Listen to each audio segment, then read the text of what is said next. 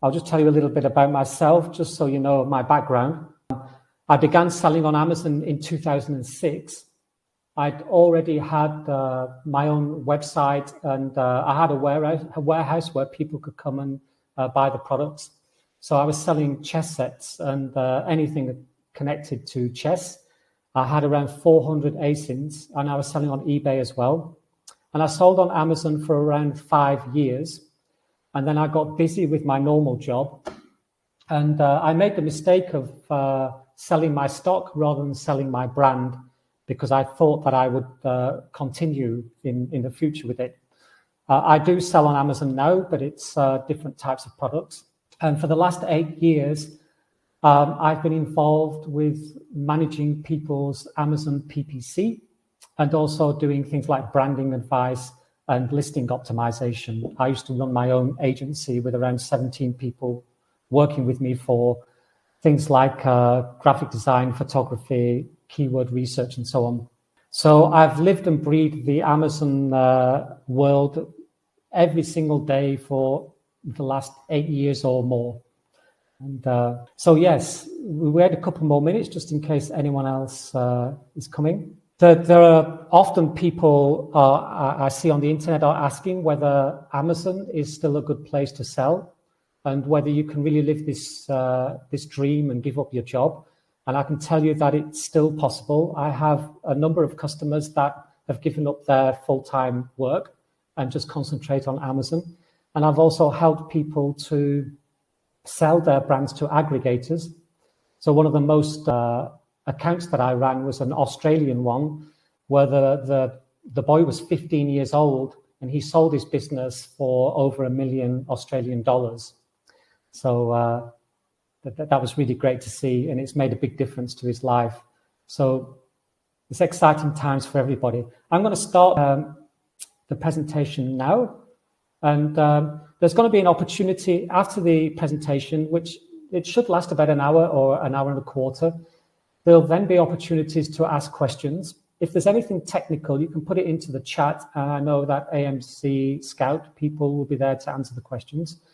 And then at the end of the questions, we've got an amazing offer for you between myself and AMZScout that I can't quite believe it myself. So hopefully you'll stay to the end.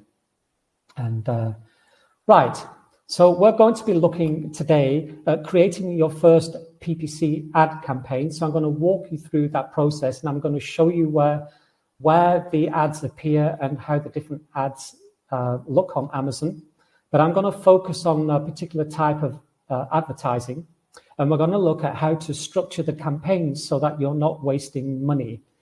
And if you don't have a lot of money for your advertising, or you don't like wasting money on advertising, which is most people, then I'm going to show you ways of controlling that ad spend and not frittering money away.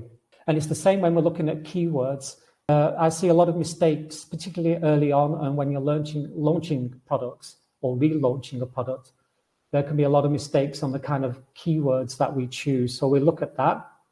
And overall, we're going to look at avoiding that wasted ad spend, and I'm going to tell you the main points of how you can lose money or lose sales.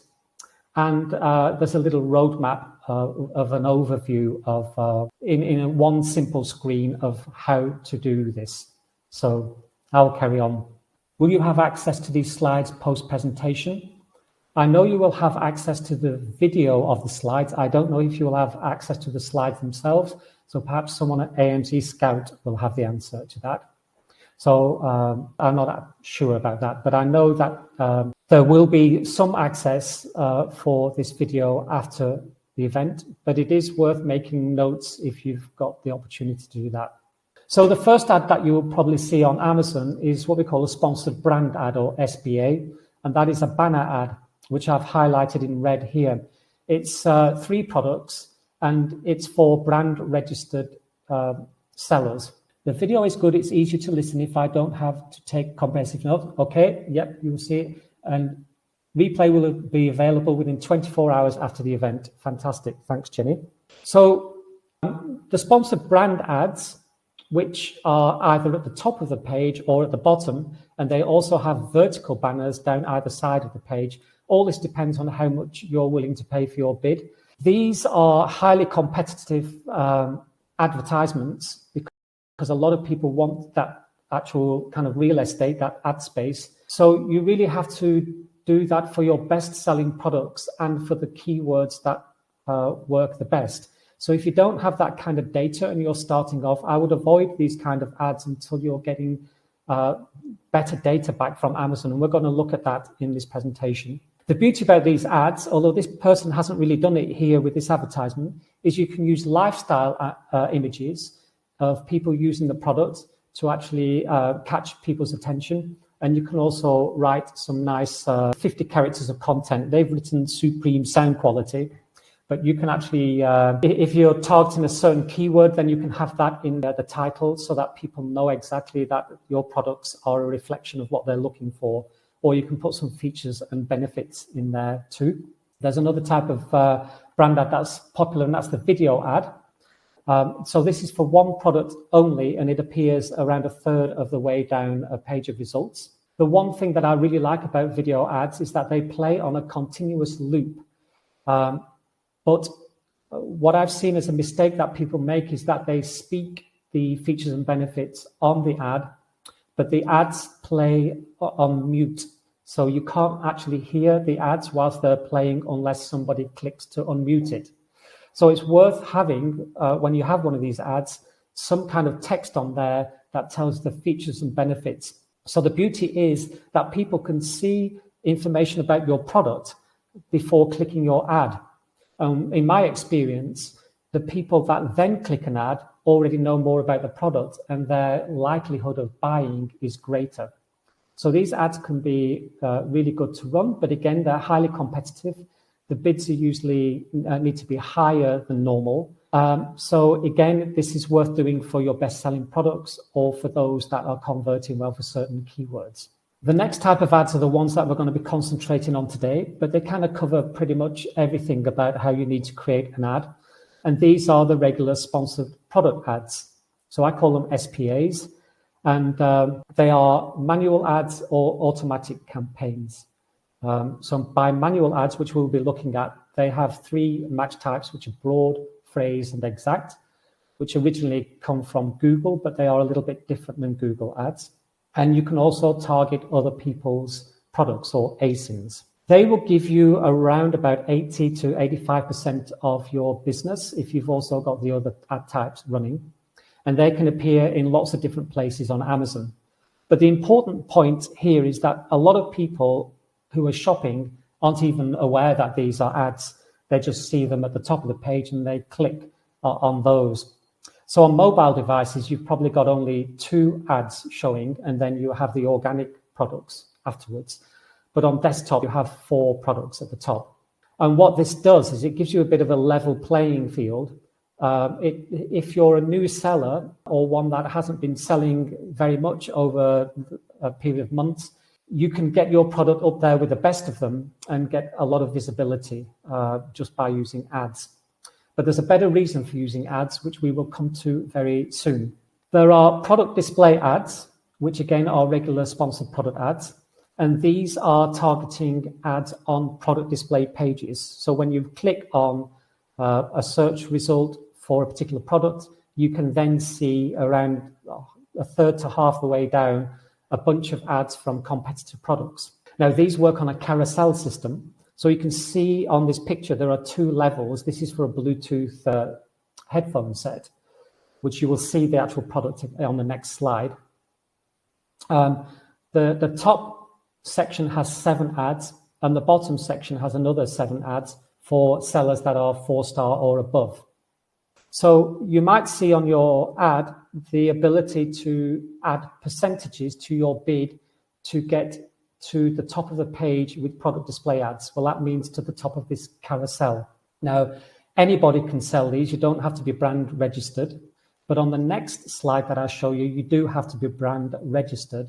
And these ads, in my opinion, are actually better than the ads I'm showing you right now. So these are called sponsored display ads.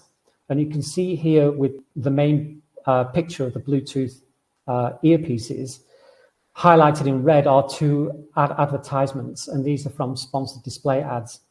So the beauty about them is people don't need to scroll down the page to see these other products. They see them right at the top as soon as they click on the product that they're interested in. And they're also very close to the add to cart button. So it can be quite an impulse purchase for people. And what I find, because not everybody is a brand registered seller on Amazon, the cost per click can be lower than it is for the other ads I just showed you for product display ads. So it's worth, in future, when you get feedback from like automatic campaigns or from the product display ads. So by feedback, I mean the kind of products that are leading to sales of your product, then you can target these in the sponsored display ads and probably do very well. So creating your ad campaigns. This is an example of an Amazon dashboard. And so you will see something new over at the top, which is there's around 7 or 8 key metrics for the last week of sales on products. So this is one of my customers. I've changed the brand name of them just to protect their information. But what the top part of this does is it gives you the trends that are happening. So I can see, you might not be able to see this from the video, but you can see that the impressions have gone up slightly over the last few days, as have the clicks, but the actual brand searches for their own brand have gone down a little bit. However, over the last month, they've had 1,727 sales at 15% ACOS. So that's a revenue of 137,000. So this is one of the people I was talking about who actually, I just read a question. This is one person who's left their job and is doing this full time. Where are the product display ads located? They are located on a product page.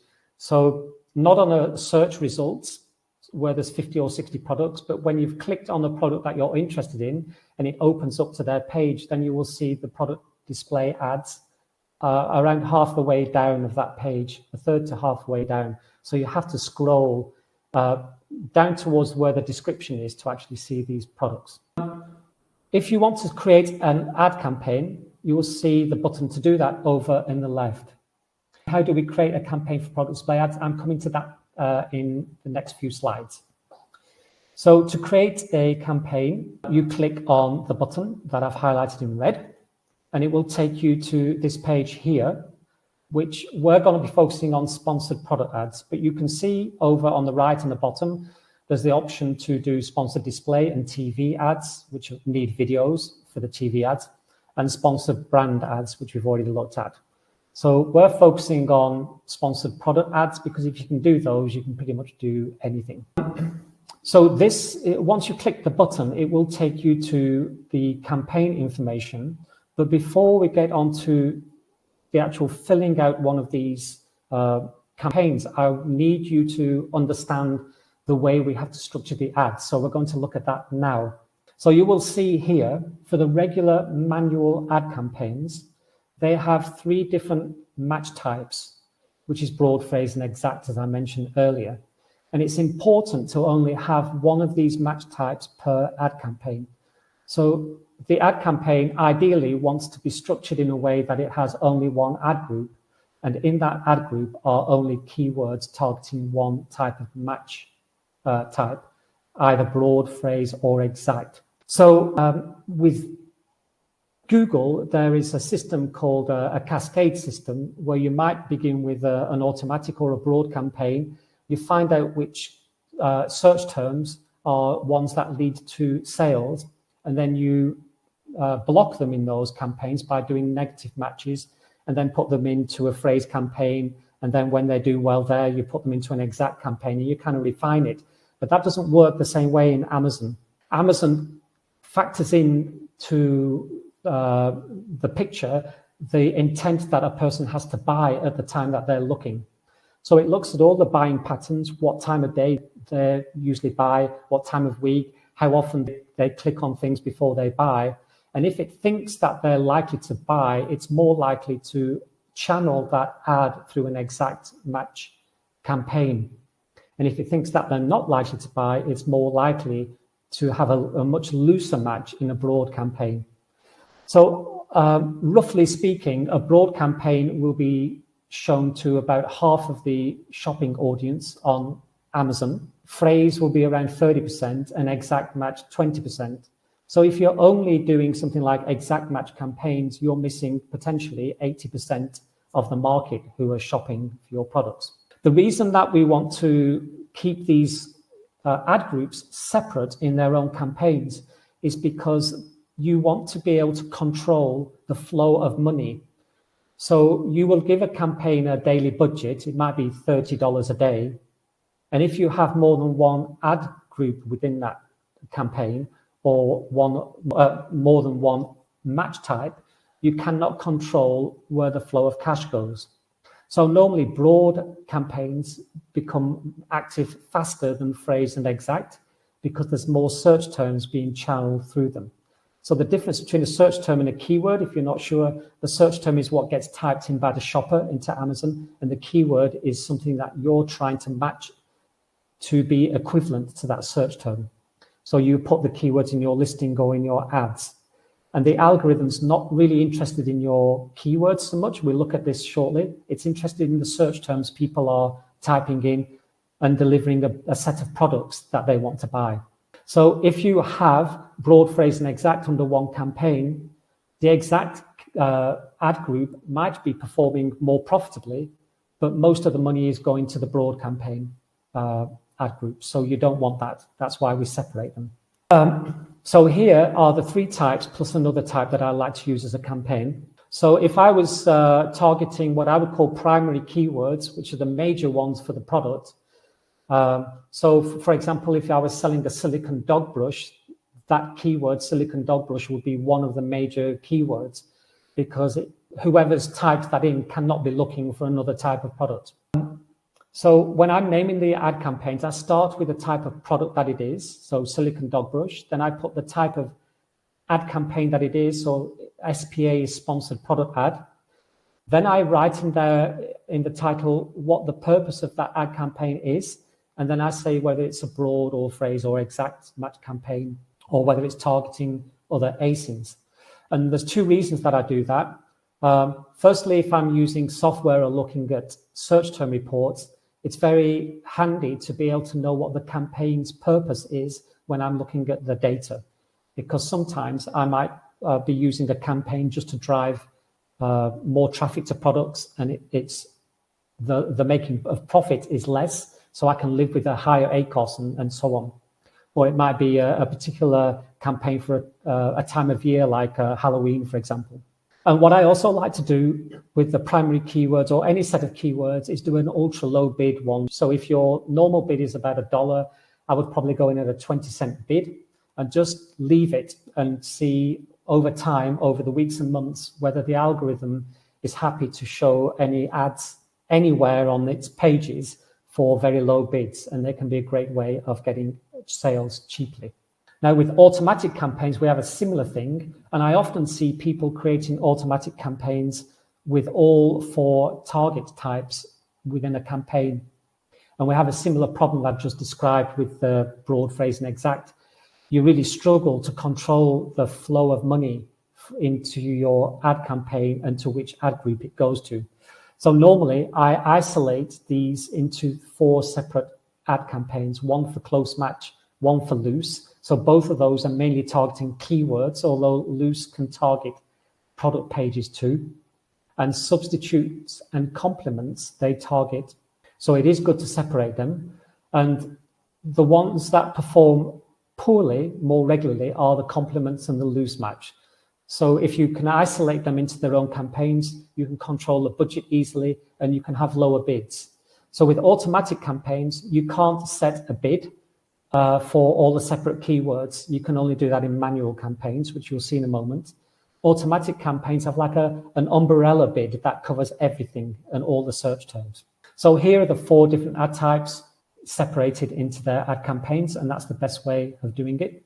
So back to creating the ad campaign itself. For some reason, Amazon started changing the way this is structured. It used to have the ad campaign name at the top, which I preferred. but now it has the ad group name at the top. So let's say we're targeting an exact match set of keywords. I would just put the word exact into that box there, and that's the name of the ad group. One of the other things is that, because I said there was two reasons about the way I name my campaigns and also the ad group names, is customers, when we're having meetings, they might say, how are automatic campaigns doing compared to manual campaigns, or how are the broad against exact? And I can just type in the word exact into Amazon and it comes up with all of the active ad campaigns that are exact match or async matches or so on. So it makes it a lot easier to find information when you're naming things in a kind of logical sense. The next is that you have a new choice that's only come out recently, is you can target either Amazon businesses or Amazon regular shoppers. So business to business is handy if you're selling things like office equipment. You might want to be advertising only to businesses. So you would select the second choice here. Otherwise, you just leave it as it is for the normal ads. And it also does show ads for businesses too. But if you wanted to be more specific, that's what you would do. Then on the next section below, you would select which product you want to advertise, or products, which would be over on the left. So I've blurred these out just to protect my customers' information. And when you select the product, it appears over on the right-hand side to show you that you've added it to your ads. And then you choose to do the automatic targeting or the manual targeting, which you can see over on the top left. So we're coming to this, how do you do the product display ads in a moment, although I'm going to be focusing on keywords. So if you're going to do automatic campaigns, you need to be aware actually when you're creating any ad campaigns that there are some things that Amazon does automatically, and it puts things in place that you might not necessarily want, and they could cost you money. So to be aware of these is quite important. So as a default setting, on automatic campaigns, all four of the match types, close, loose, and so on, they're all set as standard. To do this separately, you need to select the drop-down box that my arrow is pointing to, and it will show you the four different match types, the targeting groups. And you can see that each one has separate bids. So if this was going to be a close match campaign, an automatic campaign, I would deselect or unselect loose, substitutes, and complements so that they're not going to be shown. And I would set a bid for the close match. And usually I would likely go in at a 50 cents bid for close and substitutes. And the loose match and complements, I would probably go in at a 40 cents bid. But it does depend on what the regular bids are. And we're going to be looking at how to set your bids in a few minutes' time, just to give you some sense of how to do that. If you're going to do a manual campaign, you get at the top a choice of doing the keyword targeting or the product targeting. So if you want to do the product display ads, you select the product targeting, and instead of putting keywords in there, you either put in a list of competitors that you want to target. So they each have an ASIN number, which is normally around 8 digits long, and we'll be looking at one of those later.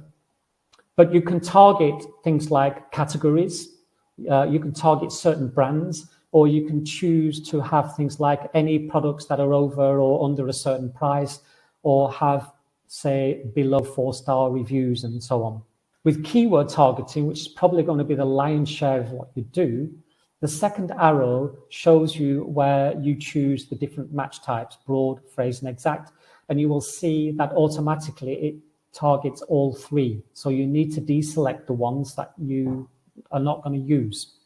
So in this case, we would deselect or unselect broad and phrase and only have exact match.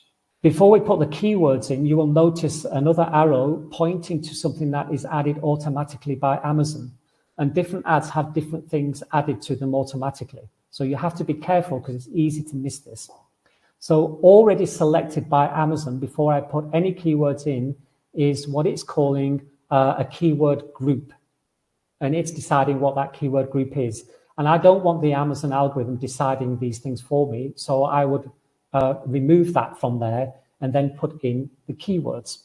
So the keywords would come up in this box here under where it says exact, and you enter whatever keywords you want, or Amazon will come up with a group of suggested keywords.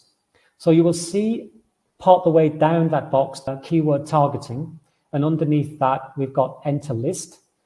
To the left of that is suggested, and that will be Amazon will suggest some keywords for you for your product if you're not sure what to use. But if you do have some, and we will look at how to find those in a moment, then you just enter those keywords and click the add keywords button underneath. But first you need to know how to select the bids. So you get three choices. You have suggested bid, which is what Amazon is going to give you a suggested bid from a minimum to a maximum bid. Then you have a custom bid where you manually enter the bids that you want for those keywords. Or you have a default bid, which is a bit like an automatic campaign where you have one bid at the campaign level that is for all the keywords within it. And I never use that personally. So I always go with the custom bid unless I'm launching products and you want to use the campaign to get the algorithm to align your product with the keywords you're targeting in an exact campaign. So when you're launching those products, you would go in a higher bid than Amazon's highest suggested bid to do that. So there's a little bit more on that coming up soon. I hope I'm not going too fast for you, but you will be able to see this video again. Another setting that is a standard setting on Amazon is dynamic bids up and down. So let's say you set a $1 bid for your keywords. The automatic setting here is to charge you up to another 100% on top of that. So your $1 bid could become a $2 cost per click if you've got this set, and you might miss it and might not see it. And the tricky thing about this is that you can make some alterations to the campaign name and scroll back up. And even if you've selected one of the other options, it's reselected dynamic bids up and down. So you need to be careful that this isn't selected if you don't want that, of course. The next level is called dynamic bids down only, which has always been the standard of Amazon's bid. So out of interest, Amazon PPC started in 2012. So when I was advertising on Amazon, I was using Google PPC, and that's where I kind of got the basics.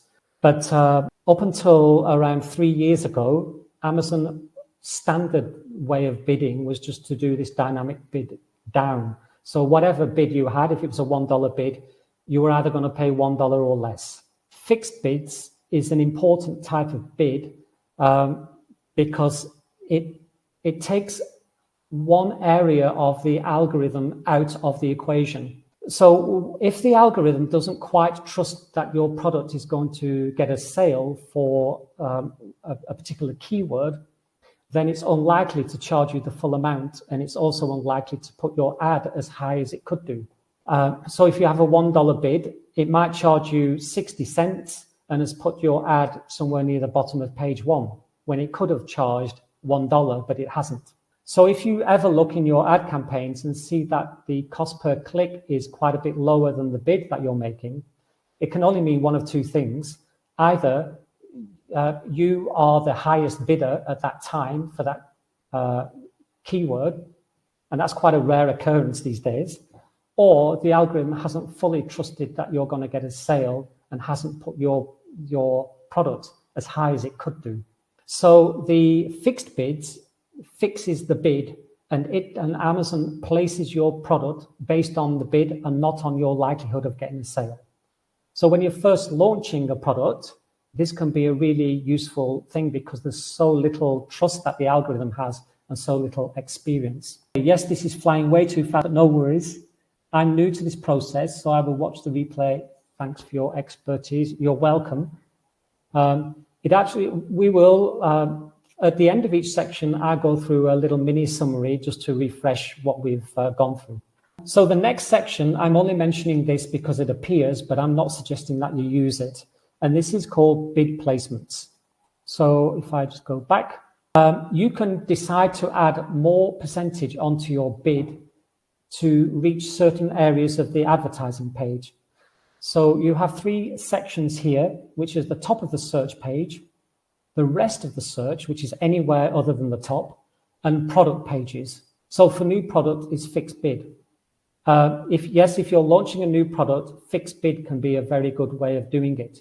But you're going to need to be managing your ads on a daily basis to make sure that you're not having too much cost and not enough orders. So at the initial 2 or 3 weeks of launching a product, depending on how well it sells, the purpose of your advertisements is to get the algorithm to understand what your product is and who wants to buy it. And you do this with exact match keywords, because the keyword that you're targeting is an exact match for what is being typed into Amazon. And you want the Amazon to kind of map and align the best keywords to your product that are relevant for it and not get the wrong ones for your product. So having a high fixed bid is part of the process of doing that. That's not specifically what I'm talking about today, but that is something that can really help you for sure. So you can actually add up to 900% onto these prices here. So let's say you have a $1 bid and you also have the Amazon dynamic bids up and down set, and 900% here, you could pay $20 per click for a $1 bid. So you need to be careful that where you've got these. So all of this section here really needs previous data. You need to be looking at things like search term reports, and you need to be looking at search term tabs, which we'll see in a moment, to get some kind of information as to what your product is doing well for. And then you might consider putting it high up the page. Amazon's, the click-through rate, which means the number of times or the percentage that people click your ads for the amount of times that they're seen, is usually 5 to 8 times bigger or higher than when the ad is at the top of the page. So if you have a regular 0.5% click-through rate, you can easily get to a 3 or 4% click-through rate when you're targeting your ads at the top of the page. So if that's for a keyword that converts very well, you're going to get a lot more sales for that. A new section is on targeting audiences. So the Amazon algorithm allows you to target people that have bought from your brand previously or clicked add to cart for your product but not bought it. And also you can choose to advertise to people that Amazon thinks has a high likelihood of wanting to buy your product in the last 3 months. So I would not recommend these advertisements for beginners. And there are similar ones in sponsored display ads. So I would personally suggest that you leave these out and you don't use them until you've got a lot of data and have been selling for several months already. So finally, on this naming part of the ad campaign, you get to add the campaign type. So as I've said already, I go with the item and then the type of ad campaign it is. If you've got portfolios, these are a little bit like having folders where you're putting documents in, but in this way, you're putting ad campaigns into them. So you can create a portfolio in the same way you would create an ad campaign. And you might name it something like Christmas campaigns or product A and product B and so on. Whichever way you want to separate them, automatic campaigns or manual campaigns, you can do it that way. And each portfolio can have its own budget. I don't personally use that, but if you have a new product that you're launching and you don't want to spend more than, say, $1,000 in a month, then you can put that as a budget cap on your portfolios. I normally work with campaign budgets. So Amazon generally claims that a $30 a day budget is enough to keep your ads running throughout the day. But I've noticed recently that, like you can see here, its suggested daily budget on this particular ad campaign is $65. So it's kind of creeping up. One of the things that I've experienced is that the more you put as a daily budget, the more likely it is that the algorithm is going to get interested in advertising on the campaign. So I usually start with $100 a day budget, which is a lot of money if you're starting out. But it's very rare indeed that the algorithm will use the full amount of budget. So if you're going in at a high budget, you will need to be checking this on a daily basis to make sure that it's not running away with the ad spend. I would normally go in at a high budget for accounts where there's kind of some stability already with products that they're already selling. So after you've set your daily budget, there is another section that I recommend you do not use, and I'm showing it here because you might look at it and think, what is this? You can set automated rules so that Amazon will change the bids for you depending on a certain calendar event.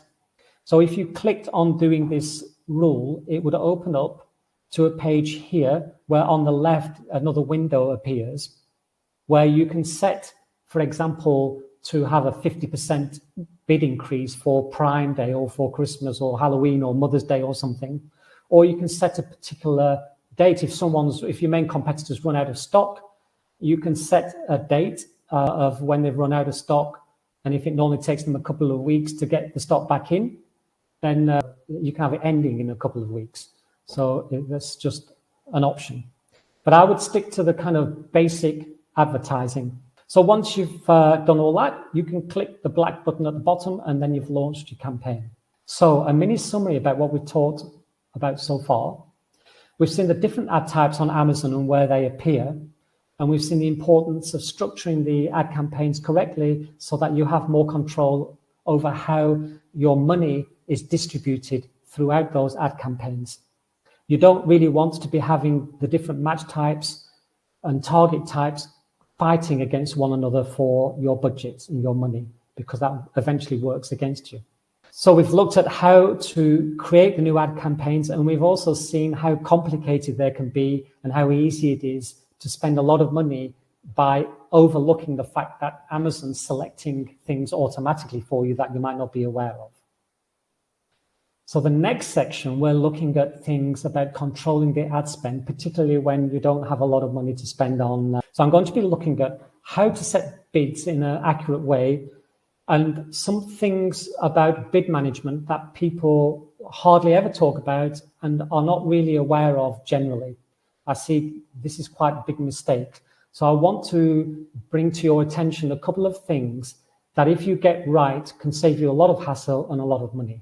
So here is a spreadsheet that I created that helps you to test different bids for different ACoS targets. So ACoS is your advertising cost of sales. So if you have 10,000 sales in a month and 3,000 of that was ad cost, you would have a 30% ACoS. And you can experiment with different sale prices.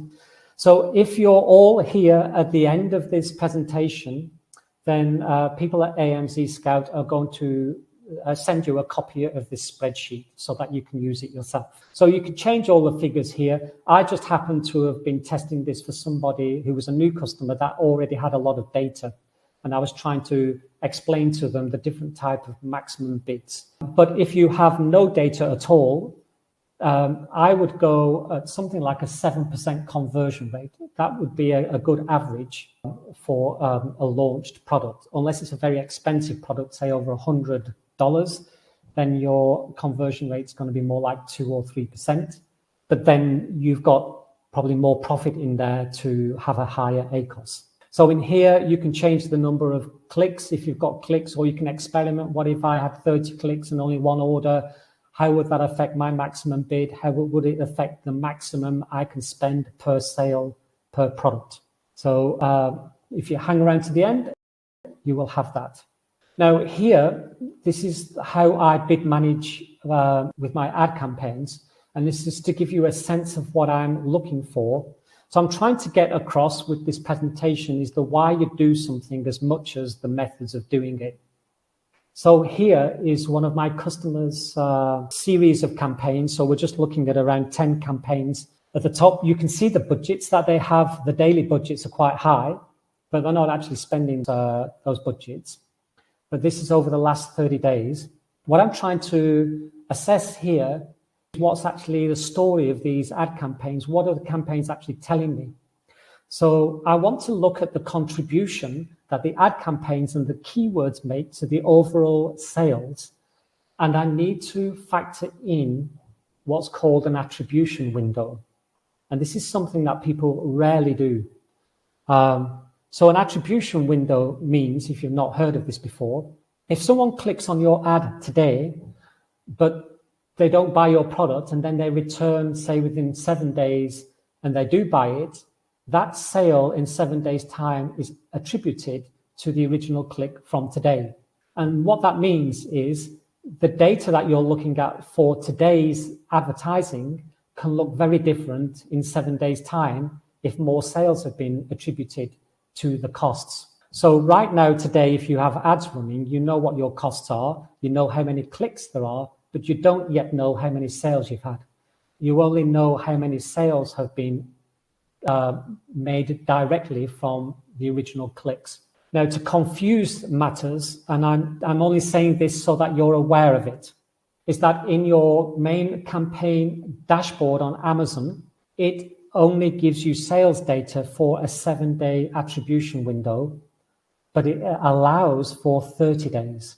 So when I'm doing my sales reports, just as an example, I'm waiting till the middle of the month or the third week of the month, because I know then that most of the data for the previous month is accurate. So you will see when we look at the bid management here, how this really impacts the decisions that you make.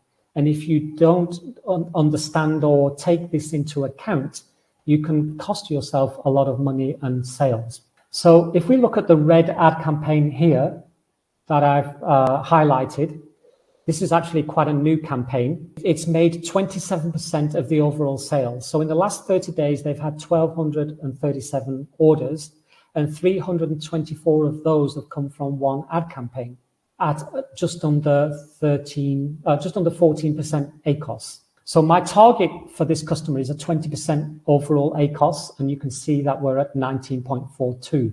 But the villain of these ad campaigns is the next one down, because the ACOS is at 35%, which is a lot higher than what I want, and it's sold 81 units. So the biggest problem that you're going to have with your ad campaigns or your keywords is when you've got a keyword or ad campaign that's getting a lot of sales, but the ACOS is high.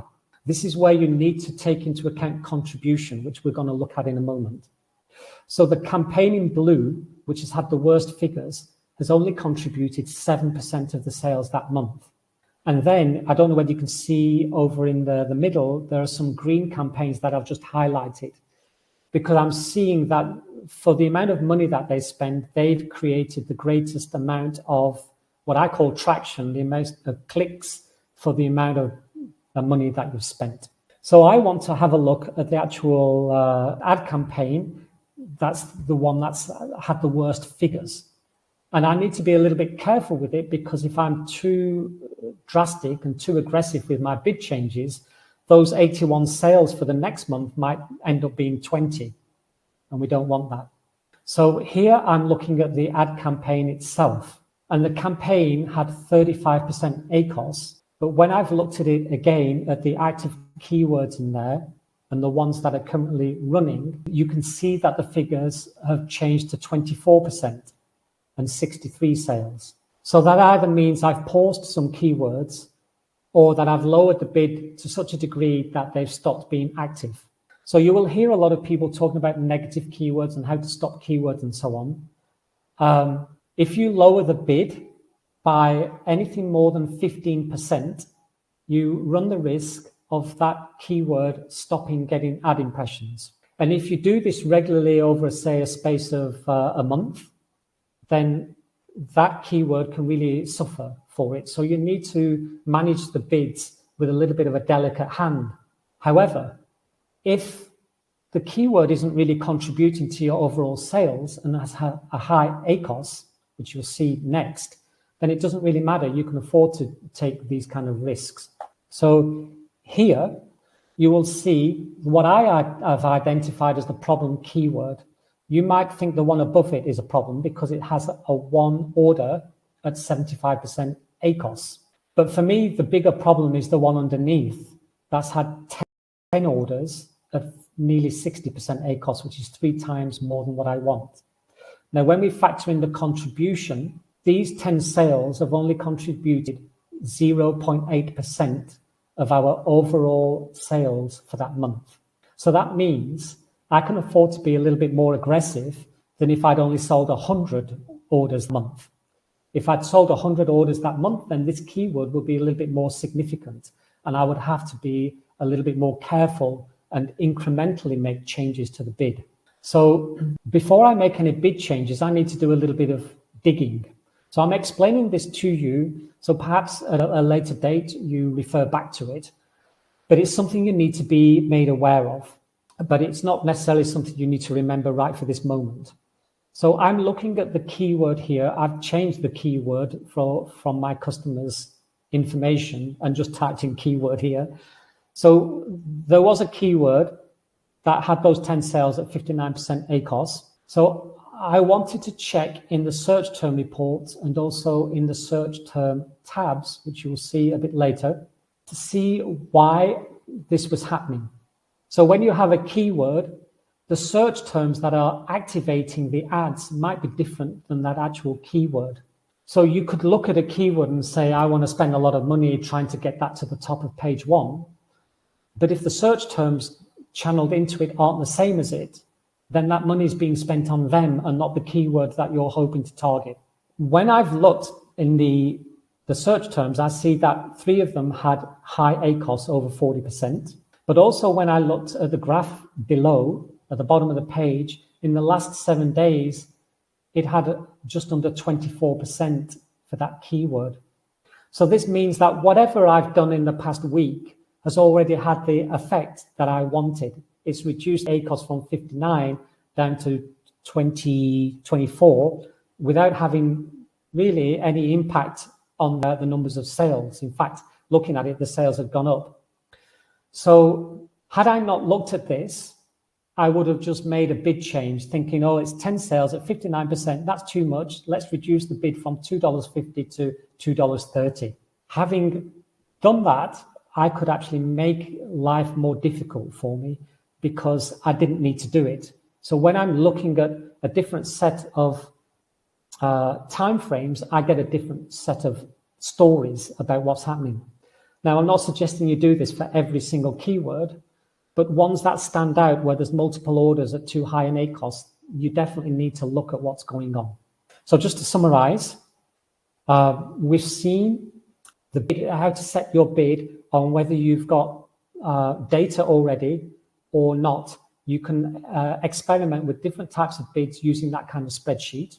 Ultimately, it doesn't matter so much what bid you initially go into, because you're probably going to have to change it anyway. You'll either have to increase it to get more ad impressions or decrease it to control the costs. It's very rare that whatever starting bid that you go with is exactly the right bid. And usually the keywords fluctuate. They get better one month than they do another month. And so it's a constant process of refinement. We've seen how to recognize problem campaigns by looking at the story of the whole campaigns and identifying one that has too high an ACOS, but also has high sales. And then we considered how the impact of its contribution to the overall sales affects how aggressively we bid manage. And one caveat I will say is if you're doing this, so I pointed out that 10 sales out of 1,200 sales that month is only 0.8%. If you do that in multiple campaigns and aggressively change the bid, then 8% over 10 campaigns can suddenly be something bigger. So you need to factor in the big picture. So to begin with, I would recommend you don't have too many ad campaigns, and then you can get a sense of how to control them over time. The best thing really for managing ad campaigns is to have a stable amount of stock that doesn't run out, and to have stability in your ad campaigns and to gradually grow over time. But if you really want to hit the world running and get your brand out there and get as many sales as possible, and you're willing to spend a lot of money, then you can afford to do a lot more campaigns and you're not so worried about the costs. And we can see finally how making instant bid changes can be a bad decision. if we've not taken into account things like the attribution windows and what's happened to the bids itself and to the keywords over the recent changes that we've made. So people who are using software to make the bid changes for them will often make several bid changes throughout the day, and that's way too much because it doesn't take into account any of what I've just shown you. So we are coming to the end of this presentation. I'm sure you're relieved, but I'm just going to quickly go through some ways of finding keywords and what are good keywords to target. So the keywords have two jobs. They tell the algorithm what it is that you're selling and give it an idea of who your target shopper is, but they're also trying to show your product for when someone's typing in the same thing as your keyword. So if you don't know how to find them, here's some easy ways. So here's a picture of me typing in silicone dog brush into Amazon's search query bar. And as you're typing it in, it comes up with some autofill options for you. These are what it generally sees as the most popular searches for as you're typing in the keyword. So these are worth making a note of, because if you were selling such a product, these would be highly relevant for you, unless it's the dog brush teeth. That might not be the relevant one. But then you might want to look at the titles that are in the page of results for your main competitors, because they will usually have the primary keywords in their titles. So I've underlined a few here that I saw as extra ones, like shedding and de-shedding and shampoo and grooming. These are words that I might not have thought of.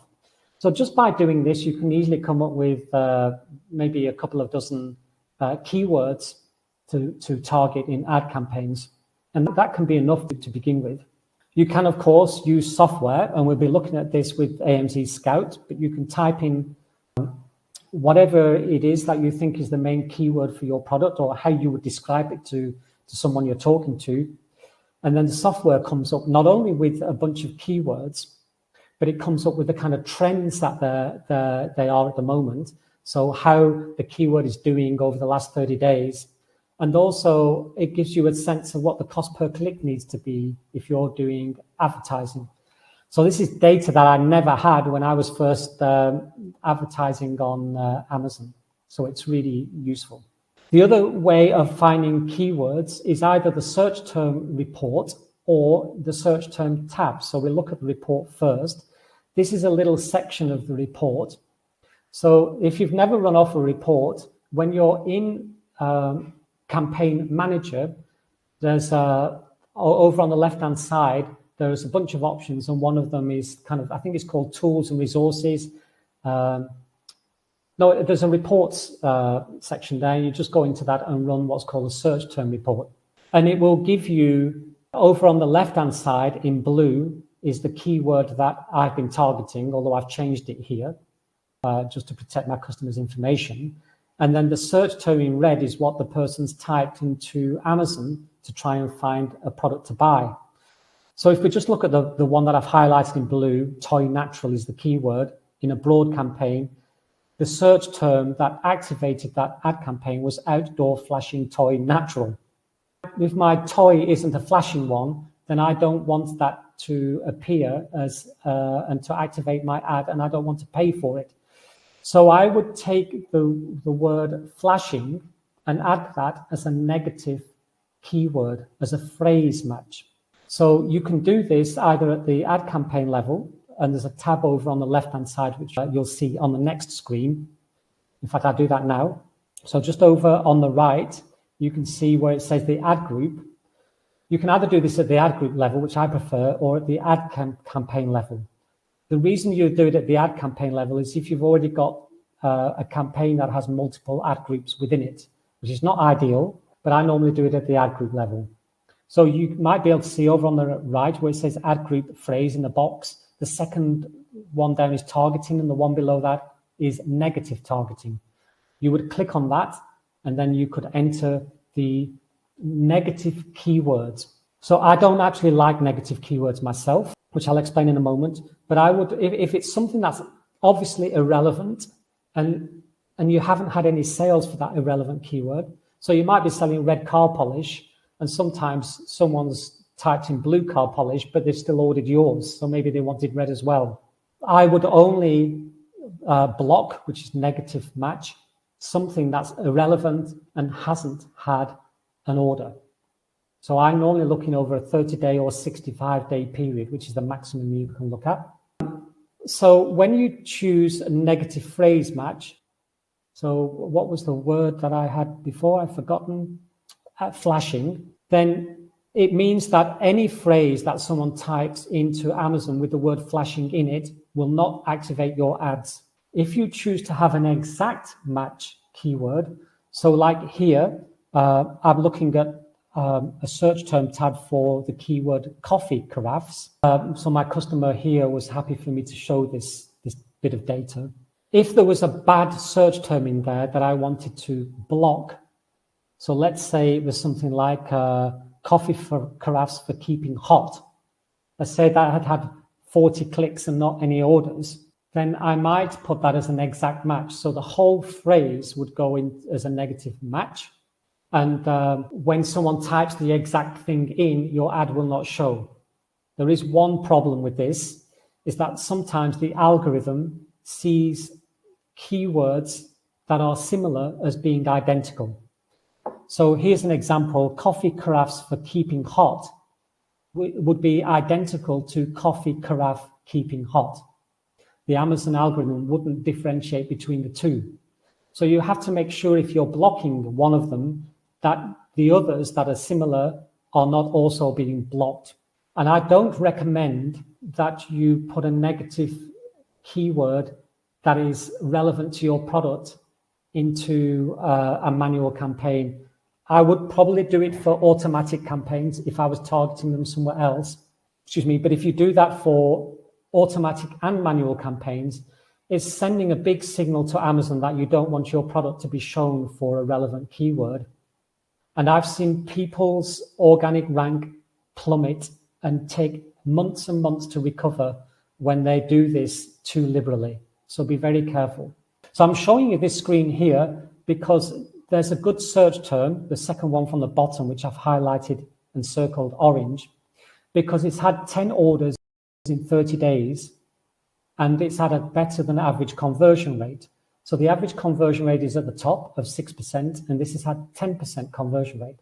So here is like a sign from Amazon and from your shoppers that say for the keyword insulated coffee carafe, if you can get that to the top of the page or a sponsored banner ad or a video ad, you're more likely to get more people to click on it and maintain that kind of conversion rate.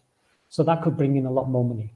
The other thing to consider, especially when you are launching a product, a new product on Amazon, is you want to be able to see how the algorithm is connecting keywords to your product. So the way to do this, and I can show you using AMZScout's reverse async check, is that it will look at the kind of back end of a product, at the search terms that the algorithm or keywords is attributing or mapping to your product. So when a product is maybe a week old, you might only have 50 keywords connected to it, and maybe only 5 of those are ranking anywhere worthwhile. But what you might see is a bunch of those keywords are not relevant to your product, and that highlights the fact that the algorithm doesn't fully understand what your product is. So you need to make it clear. So you've got to think of the algorithm as just like a piece of software that's skimming and scraping all the information from your written content and the back end where you're targeting the keywords in the back of the product listing. And then it has to determine which is relevant to your product and which isn't.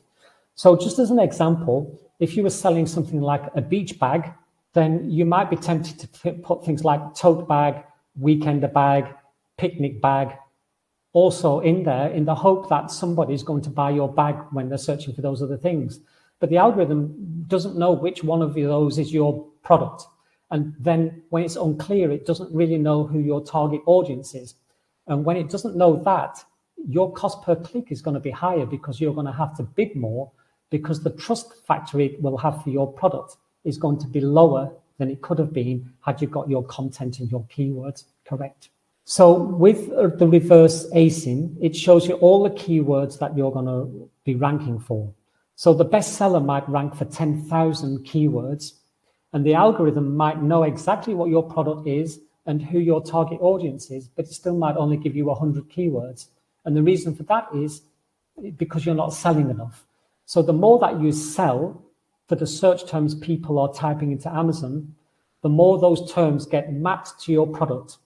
And the more they kind of branch out, the more that the algorithm adds branches of other keywords that are similar to that.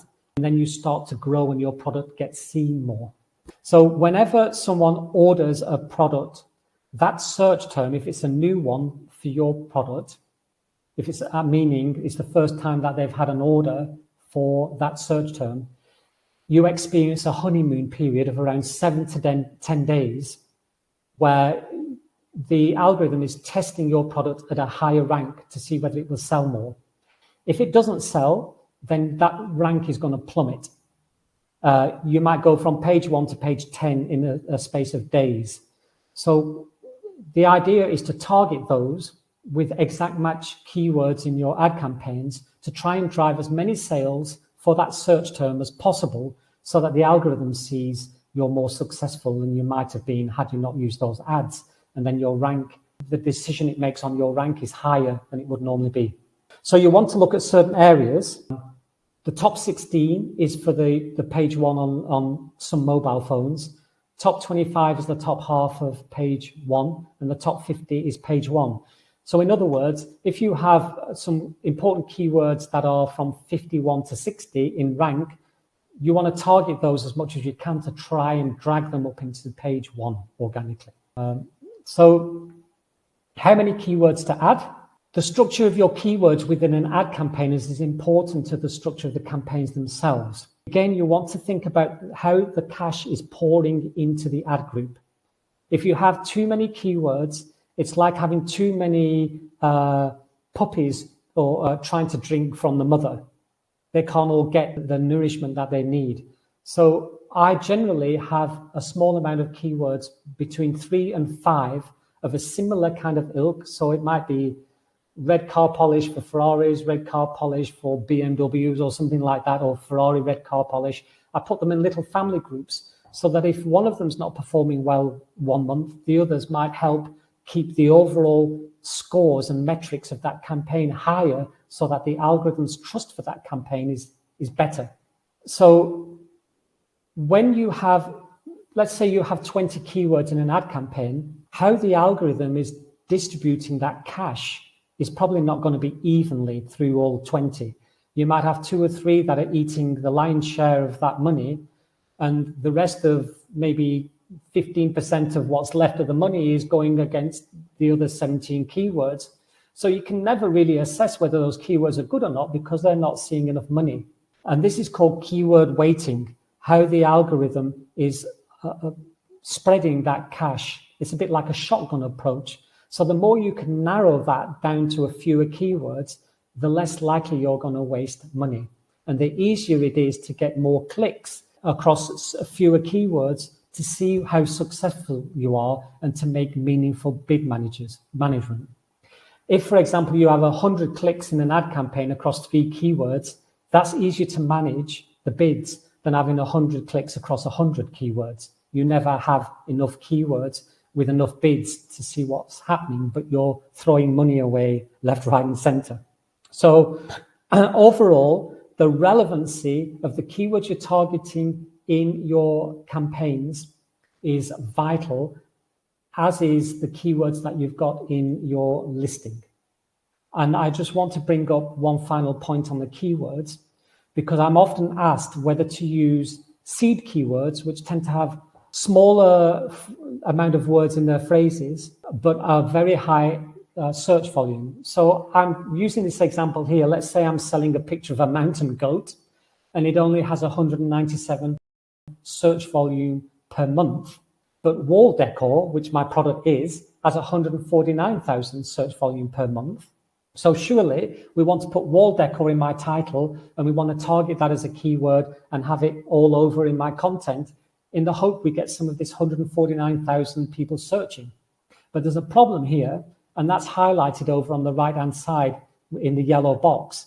When you type in something that's not super detailed, but is quite vague, the algorithm really doesn't know what the person's shopping for. So when they type in something like wall decor, the algorithm is showing lots of different kind of results. Here, we've got things like plastic ivy, we've got love you buy registration car plate, we've got different types of shelving and so on. We don't have any pictures on there yet. So you need to be aware that some of the high search volume keywords are going to have different categories of products that are competing against yours. So essentially, this little mountain goat picture that was just competing against other mountain goat pictures and had quite a high, like I've got the picture of the mountains over on the left-hand side, it had a high peak, it stood out and it did well. Well, when it's against high search volume keywords, then there's a much greater set of competitors. The algorithm is less clear what people want. So you're competing against most of the best sellers, and suddenly you become a very little player and it's very difficult to get conversions. So you need to be careful about the keywords that you choose and look out for these kind of issues. So the summary for this is there's easy ways of finding the right keywords for your product. You want the ones, ideally, especially when you're launching the product, you want the ones that are relevant to that product and that product alone. And if the search volume is too small for those, then maybe you broaden out a little bit more, but be very careful about doing that. If you've got any data in search tabs or search term reports, then you want to be accessing that and targeting any of those search terms that are doing well, like the one I showed you with a 10% conversion rate and 10 orders over 30 days. So really anything that's had 3 or more orders over a 30-day period is something you can probably trust in. And if it's got a high enough conversion rate, then you're probably going to make quite a lot of money from that. We've looked at how the cache is being channeled through the numbers of keywords and whether too many keywords in there could cause a problem for how that money is distributed across the keywords. And we've looked at the difference between what are called long tail keywords, which is super relevant, to ones which are a little bit vague.